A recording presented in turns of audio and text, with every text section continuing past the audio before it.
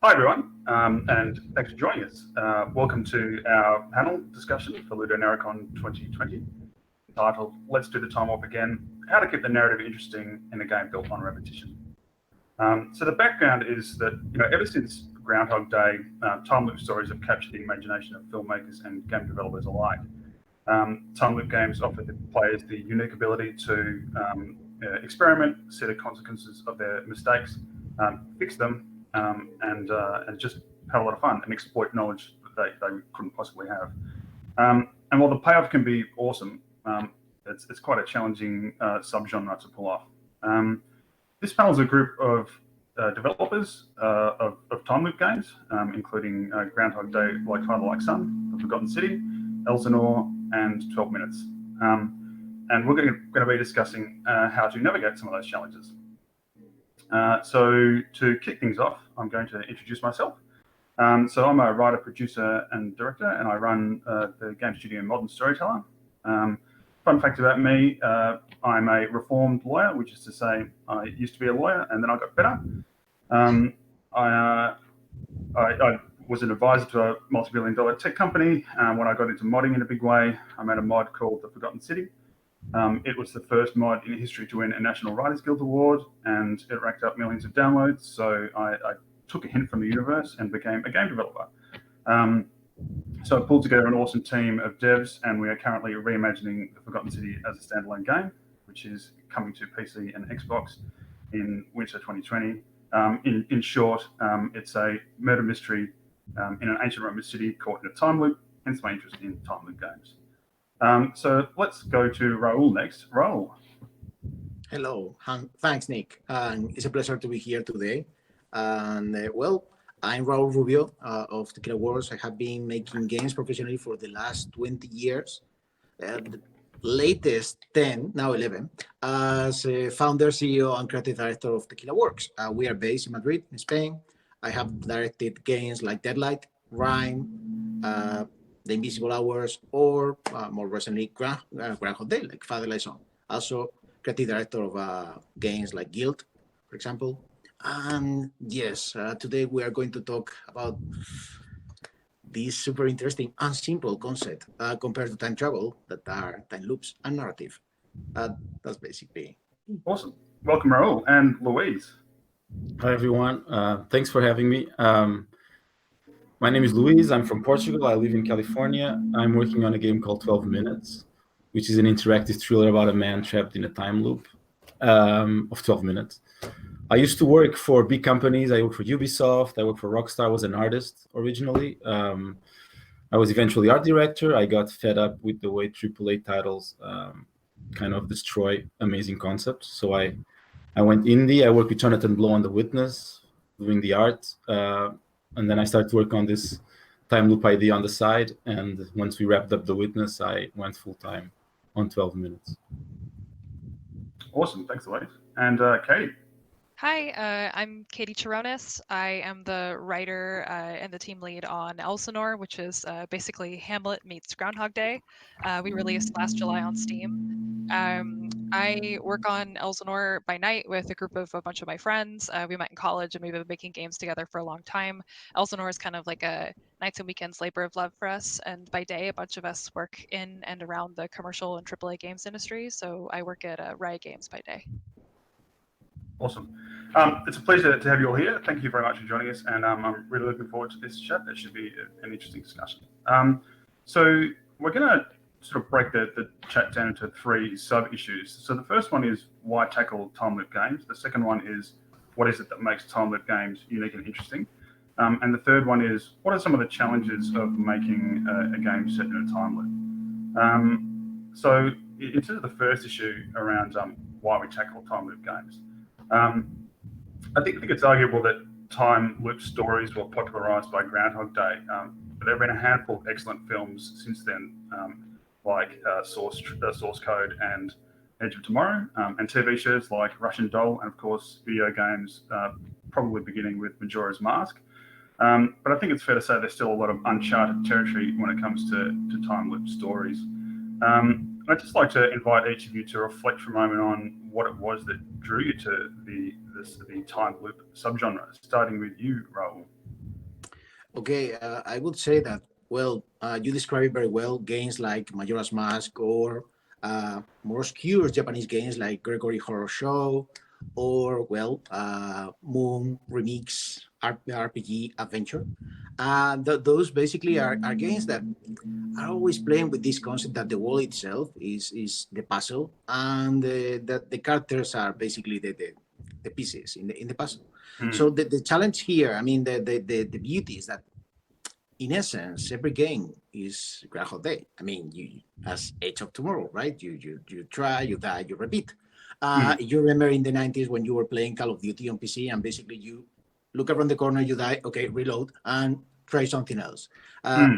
That's interesting because basically time loops are using the concept of fate that we all face. I mean, I'm very old, so I used to play Ghosts and Goblins. You're not that old.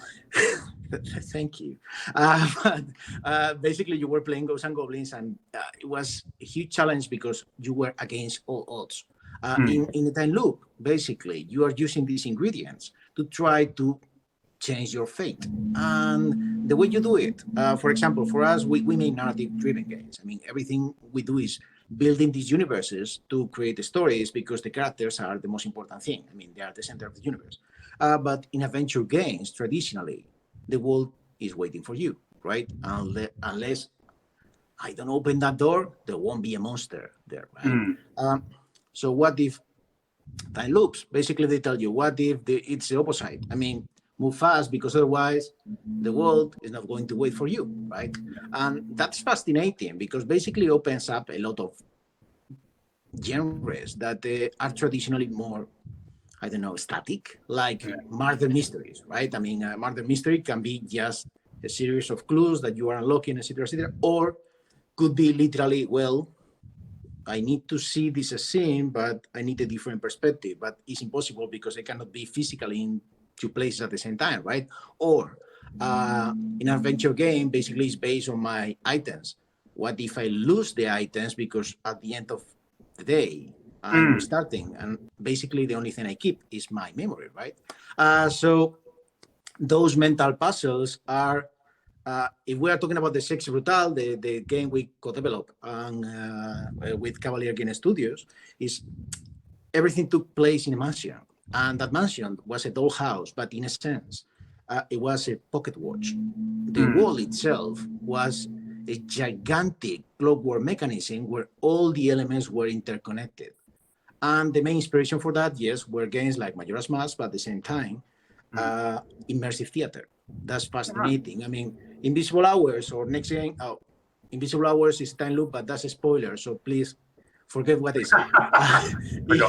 If we go to Groundhog Day, like Father Like Son, again, we have the concept that this world is living and is basically things are happening, either you are doing something or not, and that action or inaction is part of the beauty of the experience. In Groundhog Day, obviously, we're going further because it's not just immersive theater when you are inside and don't touch this because everything is scripted. It's more like, okay, you have read the Tao of Bill Murray.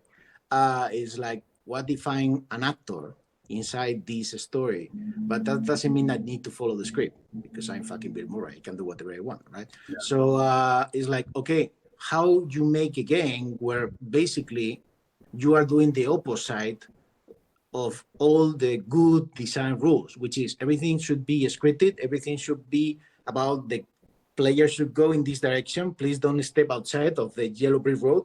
It's like, no. Let's do the opposite. Let's assume that the fate is a mess and you are the only one who can rectify everything. So breaking the script is part of the experience. Yeah, so that's basically the main reason we had to do this. That's very cool. And 3 times. yeah, and hopefully more. Louise, what about you? How did you? What sort of drew you to the subgenre? For me, it was more. I was always curious about the idea of accumulated knowledge, like, right? Because most games you have this this concept of like you're very spoon-fed how to move through a narrative. It's usually very linear, and even when you go off track, the consequences usually just mean going back to the start. So I started to kind of look at the idea of what would happen if the focus of the game itself is your knowledge, and that's it. So as I dug that concept, I started with the usual generic of you have a keypad, you learn the code for the keypad, and now next loop I can get faster into the room because I know the keypad code. But it still felt like very very simple, very video gamey. And it's when I started to look at the concept of actually what's interesting is your interpretation of the events as a player. So as you play the game and you try to go through whatever space you have to play with, I realized that it's a very interesting play space. And the more I remove game elements, like there's no goals, like in 12 minutes, I want to speak. So 12 minutes is an interactive thriller about a couple stuck in an apartment. It's you, your wife, and there's this cop that shows up. And you accuse your wife of murder and kills her. You accuse your wife of murder and you pass out and you go back to the start of the loop and you have to keep repeating. Everything is in real time and it only takes 12 minutes. But there's no goals, right? The game never tells you what to do. It never gives you objectives. It never does anything that games usually do. And I realized that creating a play space like this, there was a lot of interesting room to see how people react to it. And that's and there was a game, I don't know if you guys played it, Every Day the Same Dream. You know that game? Yeah, Paolo Pedercini. Yeah, and then Save the Date a bit later. And those two, I realized that on the emotional side, like the accumulation of knowledge from a player, right? You have this basic knowledge of the key code's password, but once we go into emotions, right? Like how you see a certain situation and how your conditioning decides how you interpret a situation, you create these very interesting spaces. Like and this is what happens on 12 minutes. Like most players in the first hours, they're trying to stop this cop from coming in. But once you manage to control the situation and the game no longer tells you what to do, you get this Groundhog Day of, well, what should I do now? And that's where I think it's an interesting topic to explore, which made me want to keep digging until it became what it is now. So I would say that's the main drive. I have a second one really fast, which is I also wanted to kind of look at, because it's very inspiring adventure games, but I wanted to solve a design issue with adventure games, which is all the guesswork and all the most adventure games, you end up just dragging items around to figure out how to solve something. And there's a moment that players, even though I love them as a kid, you stop being invested in what you're doing. So finding a way to improve that model or use the good aspects of those design decisions without having the randomness of adventure games.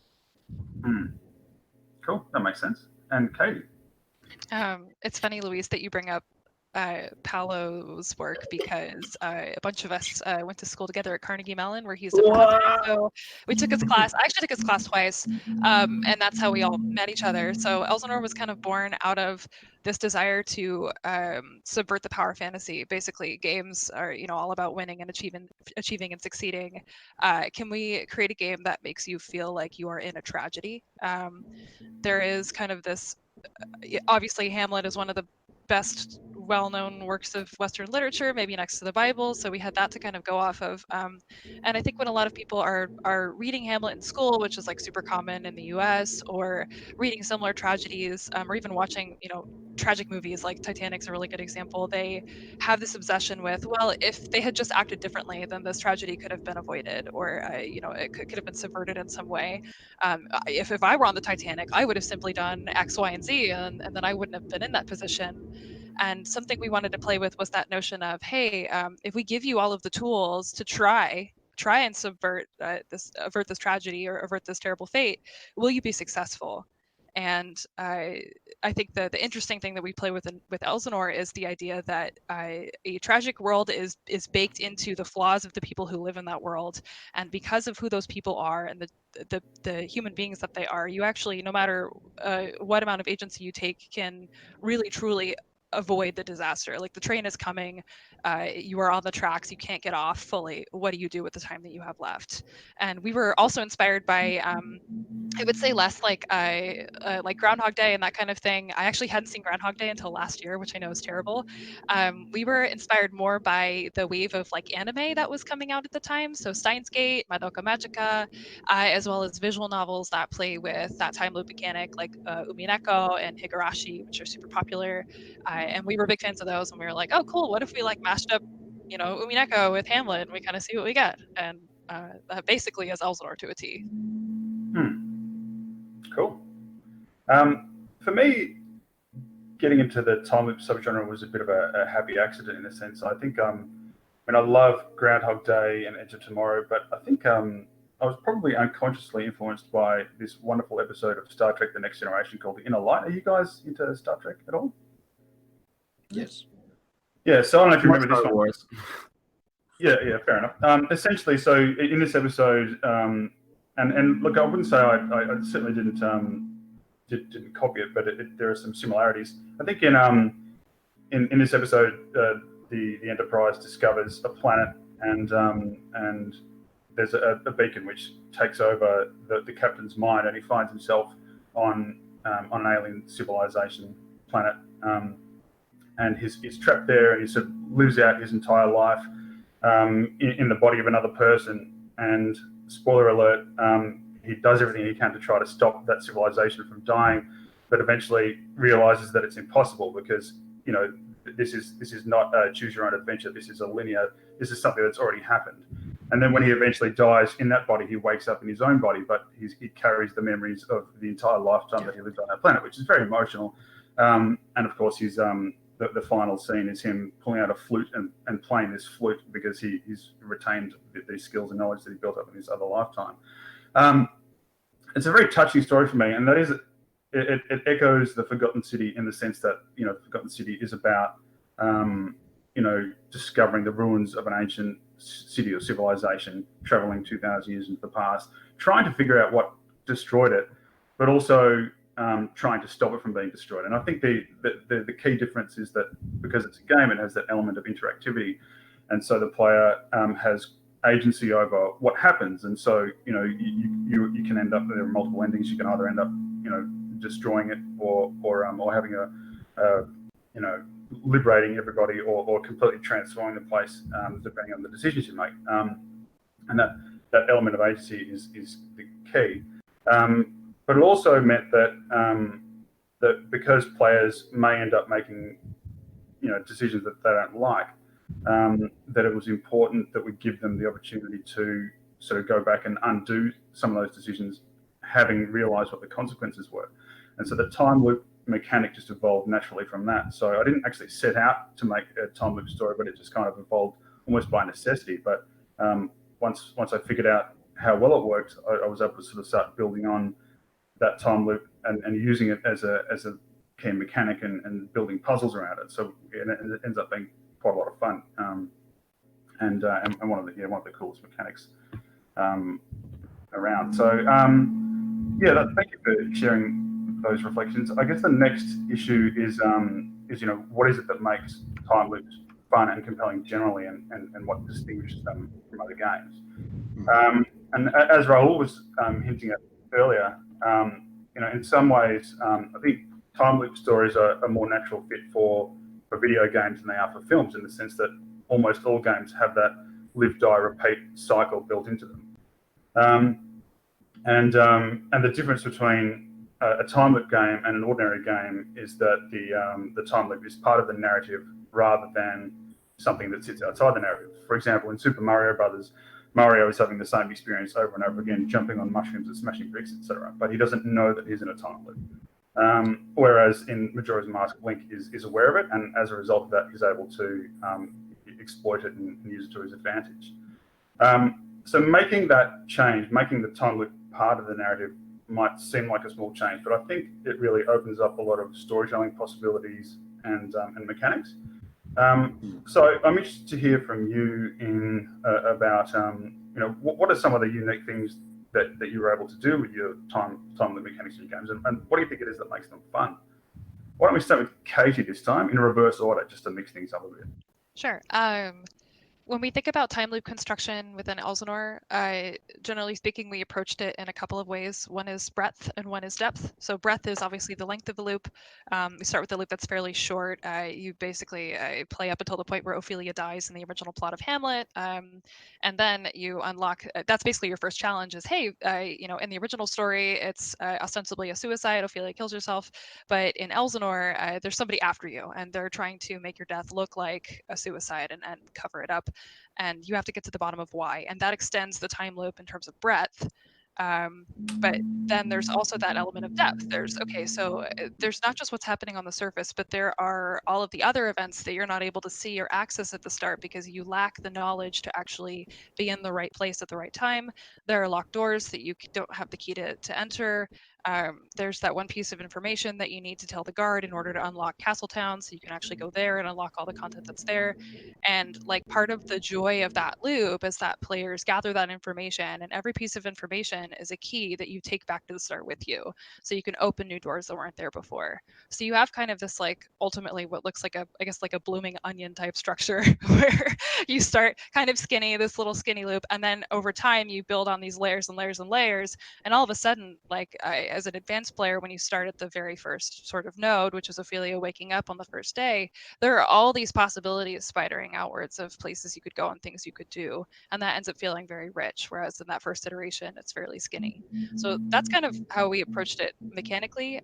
One of the trickiest things that we explored that I think many time loop games struggle with is inventory. So like, hey, do we give the player the ability to take physical objects through the loop with them? We initially started out with an inventory, like Ophelia would pick up actual physical keys and things, and then at the end of the loop, she would lose them, and you would go back, and you'd have to pick them up again and unlock a door with them. And we played around with this for a long time, and eventually just discarded it because we realized like the fun part of the time loop is often not regathering or retreading the same steps or same path every time to kind of like get to the same point. The fun part of the time loop is kind of what you see in like Groundhog Day, where it fast forwards through the montage to the interesting thing or the thing he does differently, right? So how can we get you to that branching point as quickly as possible so you can do the thing you didn't do last time and unlock that new content along the way? And we eventually came up with this notion of like an information inventory. So Ophelia has lots of dirt on people, lots of blackmail. She has lots of persuasive information, lots of gossip. She knows that your wife is unfaithful to you, even though you don't know it yet, and she's about to tell you, and then you can see how that unfolds in a different way. And because that all stays with the player and it's really consistent, that allowed us to like bias up a lot of the weird kind of mechanical hangups with time loop games in general. Cool. Yeah, look, it's interesting the point you raised about inventory management. I took a slightly different path with the Forgotten City. Because of the way that time loop works, it's not just you die and then you just wake up again. It's in the Forgotten City, when the time loop resets, a time portal opens and you've got to sort of navigate this dangerous gauntlet and run back to it, jump through it, and then come back through. But that means that not only are you retaining the information that you've gathered, but you've also got the ability to take items back with you, so you can essentially duplicate items and use that mechanic to solve problems. For example, like one of the examples I usually use is in the first time you arrive, there's a woman dying and she's been poisoned, and the medic can't get her life-saving medicine in time because there's the merchant with that medicine is price gouging. And so what you can do is steal a medicine, but that sets in motion a chain of events which kills everybody. But that's okay because you can run back to the portal and come back through the portal with that medicine, and then use that to change the course of the day. And then of course she gives you new information and that sort of thing. So it's it can be cool, but I think it really depends on how your time loop works. Like if it's just you die and start the day again, then you're absolutely right. You can't have people carry objects with them, and you're absolutely right. It would be very boring to go around and pick everything up again. But yeah, it can work, but just you have to sort of it's only in that narrow sort of range of situations where you can make it work. Louise, what about you? What do you think sort of distinguishes the the these time games from other games and what makes them fun? So I can only speak to my own experience, but what I realized, and this is something that's been on my mind since I've played games for years, which is like how feasible is it to create a narrative that is, even though a narrative has to be limited, right? We cannot create unless it's like a completely randomly created universe. Like, how can we make something that is still compelling, but you're the one who builds it up? And with 12 minutes, like early on, the loop was 24 hours, and you'd live the whole day. And I was like, oh, but 24 hours is a lot of time, so I'm going to speed it up like GTA does it. Then I was like, wait a second, I'm already faking the passage of time on a time loop game. So I was like, no, let's make it real time. And then, and what I tried to do was, which I found was the most interesting challenge, was how can I solve all these design issues without cheating? What I was considering as cheating, like speeding up time, but it's not cheating. Another of your games do it, and I think they do it pretty well. So I don't want to phrase it in any negative light. I just mean like early on, I was also, let's have an inventory where you can track your progress, right, or the information you've learned. But I'm like, how can I make it in a way that all this still happens in the player's head, but we're not having, right? We don't have a journal for this. And by compressing the time and all the elements and removing everything that's not important to the narrative, it slowly started to kind of work. And that's what became interesting in the experience itself. And then as everything got so compressed, players started to really care about the characters, right? Because it's you and your wife and the third character, and there's no one else.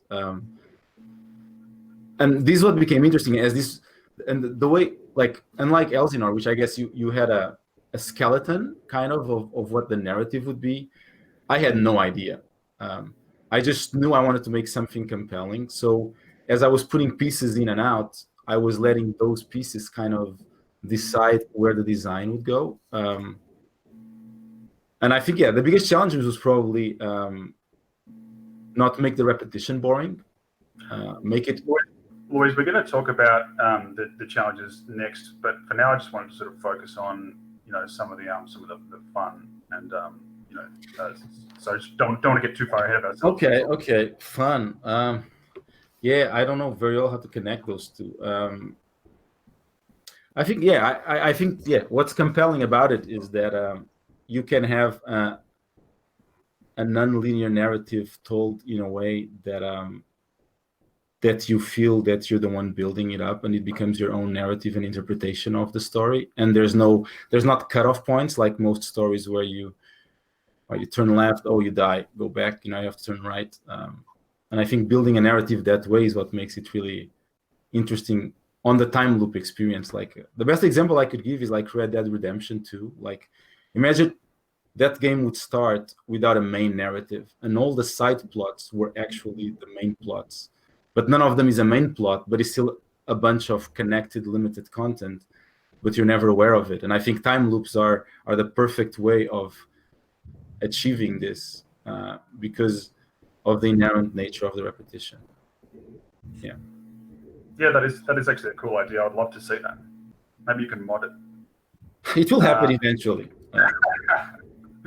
And Raúl, what do you think makes them sort of fun and compelling? Well, here's the thing: time loops are not about repetition; are about the variation. I mean, how can you build variation with those limited elements? I mean, that's the fun part, and also the challenge, right? Because as you mentioned earlier, you can procedurally generate a world, but then you need to fill it, and you need to fill it with locations, characters, events, objects, and of course. Well, as Katie explained, I mean, this is not as simple as narrative branching. This is more like, again, we call it a spherical narrative. Is instead of being a tree, in fact, it's a sphere. And instead of you being the center of the universe and the ramifications, it's like you are just on a vertex of that sphere, right? I mean, it's a matrix. It's a narrative matrix. And that means that, of course, you need to be very careful with the amount of elements that you introduce there, because they are going to grow exponentially. As you also said earlier, obviously you get rid of the fat. I mean, you are going to cut the parts that are not fun. I mean, it doesn't matter if they last 24 hours.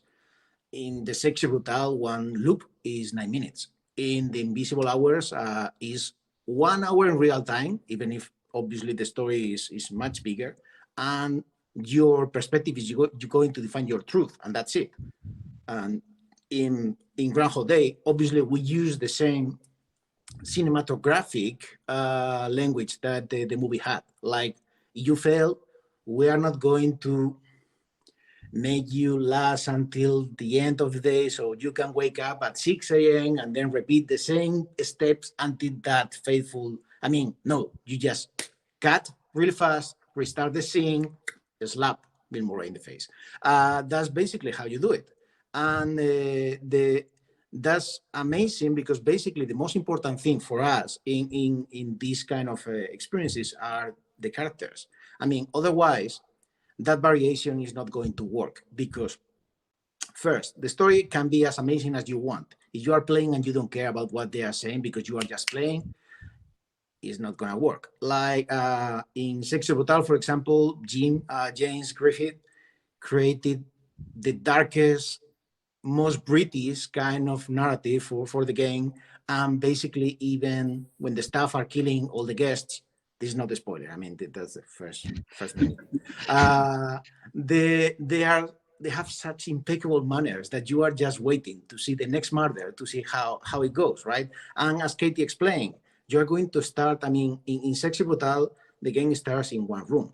I mean, and that's how Charles designed it, because the problem with creating a lot of variation, we joke in Groundhog Day, like Father Like Son, we joke that you come for the laughs, you stay for the feelings.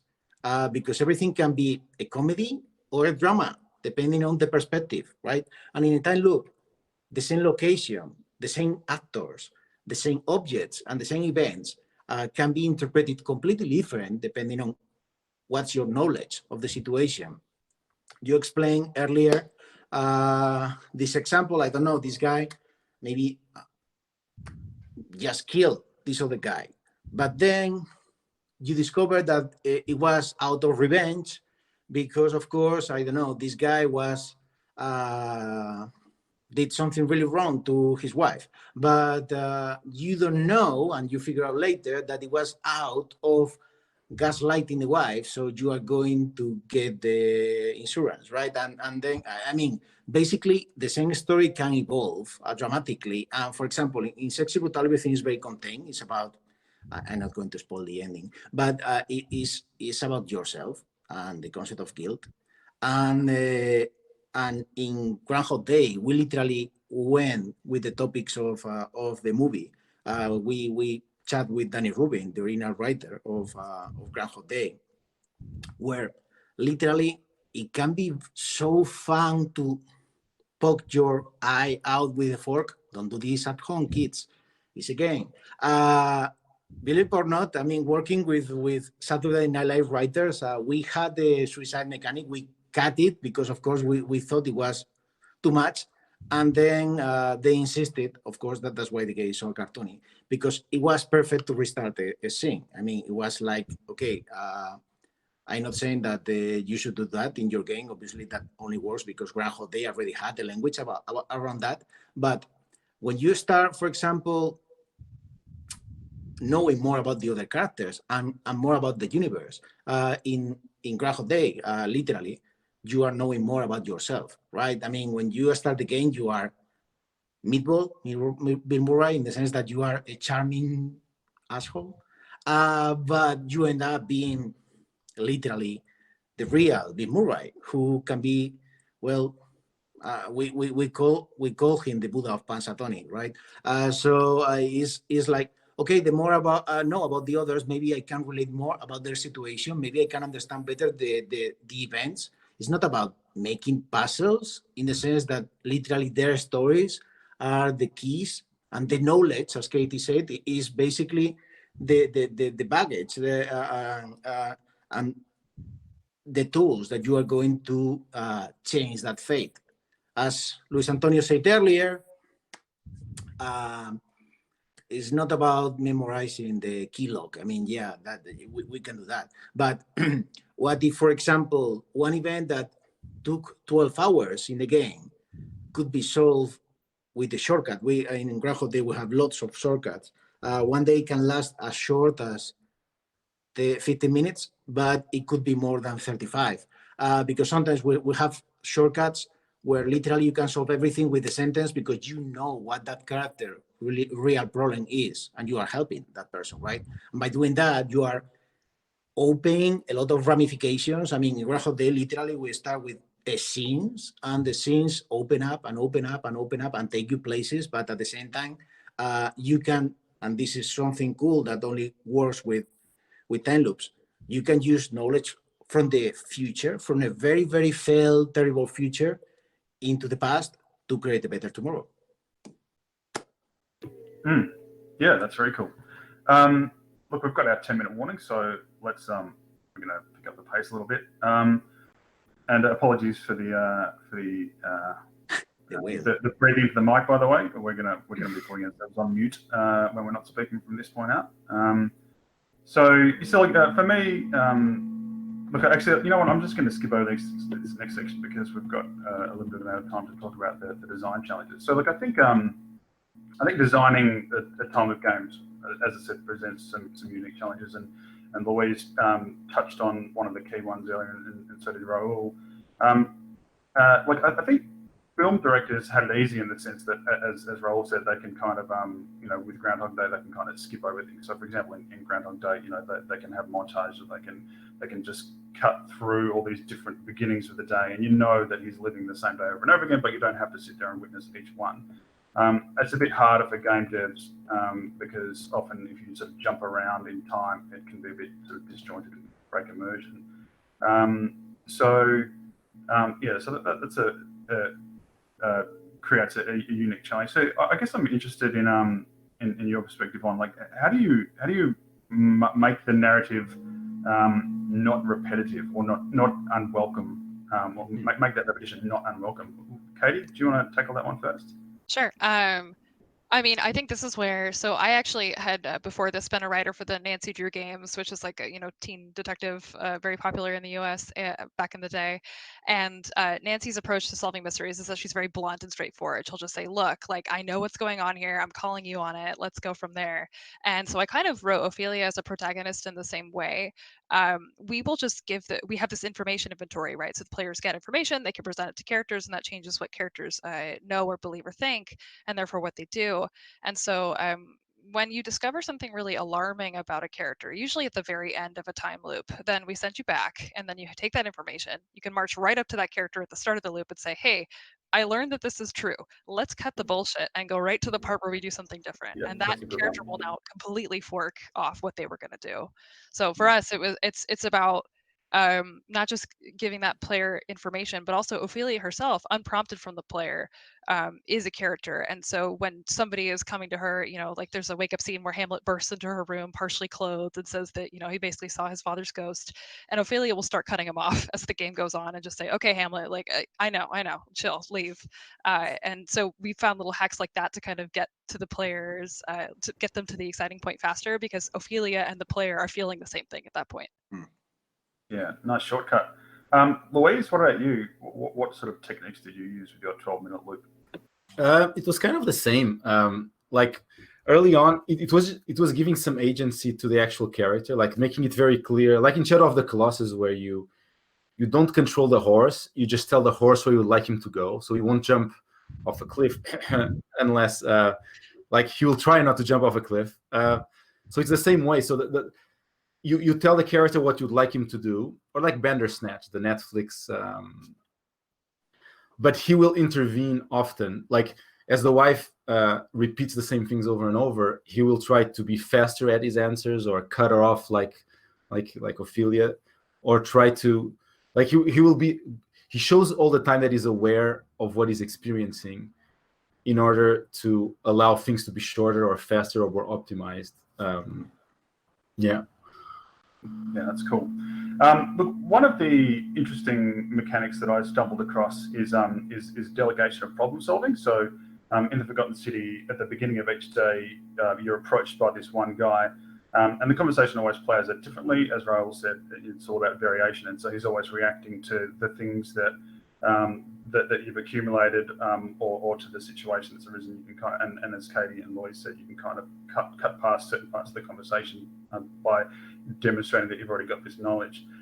It's quite fun to see his reaction as well, to sort of, he's often a bit bamboozled. But one of the interesting things about this character is that eventually, as you discover how to solve more and more problems throughout the city, you can delegate them to him. So instead of having to solve each of those problems every day, you end up being able to give him a laundry list of things to do. And if you want, you can follow him around and watch him do all these things, but you don't have to. And as a result of that, he ends up becoming this errand boy ends up becoming a bit of a reluctant hero because he's so popular among the city and his popularity sort of starts to change the story as well. So it's sort of this snowballing effect as a result of this sort of delegation. It's really it's a fun mechanic. But I think it's just one of a number of things we can do to try to keep things interesting. Raúl, did you have anything to add to that? Well, I would add probably that I mean, you are totally right. The repetition can be frustrating and the expansion can be overwhelming. So you regulate that first, as we mentioned earlier, with the length. Obviously, you don't want very long loops because you are not going to be able to remember everything. In the Invisible Hours and Groundhog Day was VR, so we didn't expect people to get out the goals and start writing down notes, right? So that was very important. So we play with familiarity. I mean, that's very obvious in the Sexy Brutal, where at a quarter to 4, a gunshot rings, or the lights ding out, or the glass shatters, and you can hear it, but the characters also feel it, and they mention it, right? And the more you expand that knowledge, they repeat the same elements and like a beat, and basically you start remembering stuff that you forgot, and you start connecting the dots of this bigger universe. Rob Yescon, for example, the writer of the Invisible Hours, he created one script per character, listing the complete story of what happened to them, like if each one of them was the main character, literally, to the point that it's a different genre. So that works because basically, even if they can be very different to another character, when they are together, you can know part of the events of that other character, and that the scene can change completely when basically two characters are flirting and you are aware if one of them is, well, a murderer, for example, a killer, right? In Groundhog Day is even more important because you are not playing with Gordon Freeman. I mean, you are playing with, well, Phil Connors Jr., who is supposed to be a very chatty person and quite annoying at the beginning. So if, for example, we started, he had internal monologues. He talked all the time.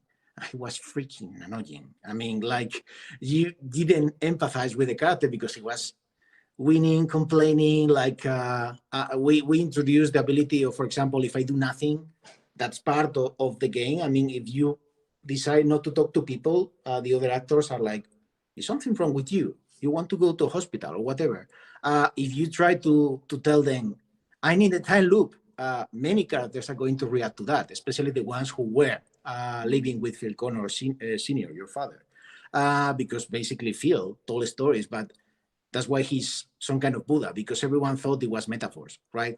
So this basically balance between I'm going to use the main character, my avatar, as the vehicle for that inner journey, where basically, in this case, Phil Connors, it can be happy, he can be the I'm a god stage where basically everything is possible, no consequences, yay, or he could be depressed. I mean, there's one moment in the game where he's sorry, that might be a good note to end on because we're out of time. But I know you could talk about that for hours, and perhaps we can have a chat offline.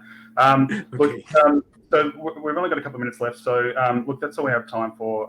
Thank you very much for tuning in and listening. I'm just going to go around and give everyone a last chance to plug what they're working on. So again, I'm Nick Pearce from Modern Storyteller. You can find me on Twitter at MODN Storyteller. And I'm working on The Forgotten City, coming to PC and Xbox in winter 2020. Raúl, what about you? How can people find you on Twitter? Okay. Thank you so much. You can find me on Twitter Don / Raúl, and it has been a pleasure being here today. I would love that we were trapped in a time loop to keep talking about this topic. There's a lot of stuff that we could tell about our collective experiences. Has been a pleasure being here today. Thank you, Raúl. And Louise? You're on muted. mute. Mute. You're still 12minutesgame.com or follow me on Twitter at @facaelétrica. But 12minutesgame.com, everything is there. Okay. Elsinore is already out on Steam. You can buy it now. We have a new update coming out within the week, actually, with some more content. If you already follow me on Twitter, I'm sorry. If you don't follow me on Twitter, I'm at Chironis. Oh, wait, you can see that? Oh, yeah, Doesn't you can play our games. There is Steam. I believe. Is that right? There's a sale on Steam at the moment? There is a sale. There you go. Cool. Thanks, everyone. Stay healthy, stay safe, and have an awesome LudoNarraCon. Thanks for stopping by. Thanks Thank for you. hosting. Take care. Stay safe. Bye.